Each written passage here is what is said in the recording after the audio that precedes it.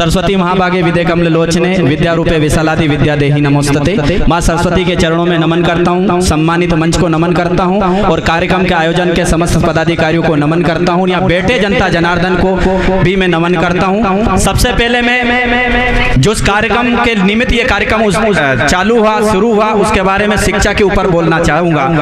बच्चों सावधानी से सुने। अब काम की बात मैं आपको बताऊंगा। बहुत सारी बातें चलती रही, चीजें भी रही, आपको यकीन है कि कुछ बातें आपने अच्छी भी लगी होगी, स्वीकार भी की होगी। शिक्षा क्या है? शिक्षा कहा गया कि शिक्षा उस शेरनी का दूध है। भूख का एहसास नहीं होगा, इस बात का ध्यान रखना।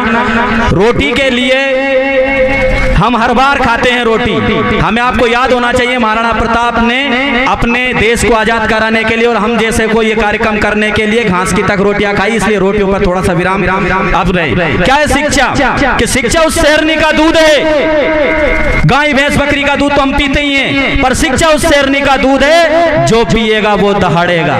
आज हम कुछ नहीं है, हम जो भी बोल रहे हैं सब किसकी बदौलत बोल रहे हैं? शिक्षा की वजह से। शिक्षा ये चीज है हमारी। विद्यार्थियों को हमें समझना पड़ेगा, या बेटे माता पिता को हमें समझना पड़ेगा। हम 2 बीघा 10 बीघा जमीन के लिए खरीदने के लिए, महल बनाने के लिए मरते हैं, पर आपको याद होना चाहिए कि ना चोर हार्यम ना भ्रात भाज्यम ना चा भारकारी वे कृतेत वर्धेत नित्यम विद्या धनम सर्वधनम प्रदानम।